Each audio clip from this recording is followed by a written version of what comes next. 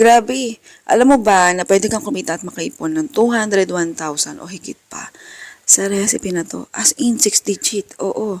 So, ayan, maglalagay tayo ng creme densada dito. Sunod, maglalagay tayo ng condensed milk. Habang naglalagay tayo ng condensed milk, comment ka naman sa baba kung taga saan ka. Malay mo, ikaw na yung susunod natin na mabigyan ng libreng electric hand mixer. Naglagay din ako dito ng all-purpose cream at saka, ayan, mayonnaise. Oo.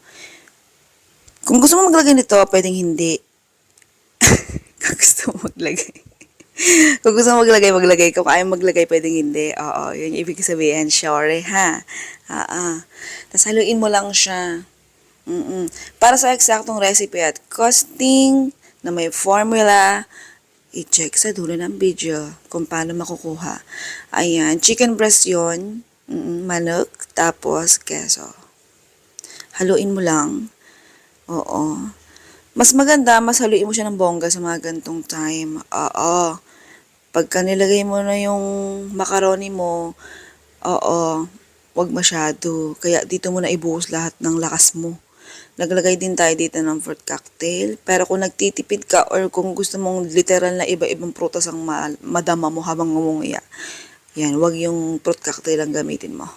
Oo. Yan, ito yung ating macaroni.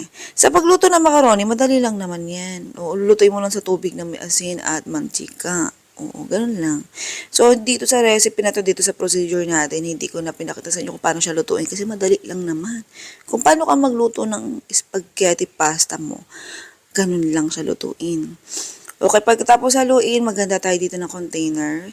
Sa container, depende sa kung anong container gusto mong gamitin. Pero kung gusto mong gayahin, itong recipe natin, isabay mo na yung container. So, ilalagay ko na lang din yung link sa baba kung saan mabibili yung container.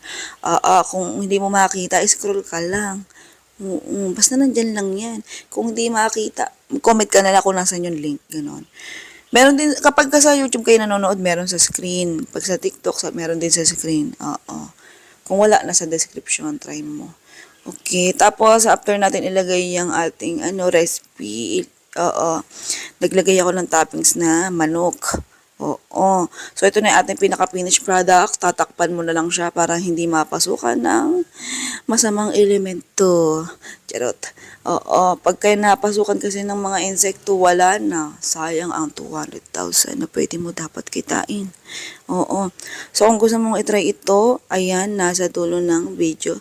Yung steps by steps kung paano mo kuha yung listahan ng recipe with costing.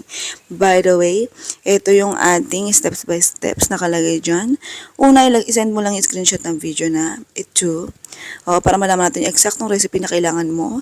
Next, isend mo yung bayad na 399 pesos sa Gcash ko. Ayan yung listahan. Edrelly nakalicks through 0956-902-4521. Next, isend ang screenshot ng payment. Intayin ng confirmation ng bayad. Next nun ay isend ko ang recipe costing link. At para nga pala sa mga makukuros at magtatanong at maninibago, bakit yung recipe at costing natin, alam mo na, bakit may bayad na 399 pesos? Siyempre, tao lang tayo. Kailangan natin ng hanap buhay. So, itong mga recipe ko ay sarili ko. Hindi ko ginaya kung kanino. Okay, sarili ko lang talaga. So, kung gusto mong itry, ayan, malaya kang magdesisyon kung gusto mong bumili ng recipe ko at costing with formula yun. Meron siyang study na ibibigay ko sa iyo. Nandun na kung paano mo makukuha ang costing. Kaya kung di ka marunong mag-costing o mag-compute sa negosyo mong tinatayo para hindi ka malugi, costing ang sagot. So, eto na. Ikaw nang bahalang mag-design. Decide ha, decide. Sige na, love you.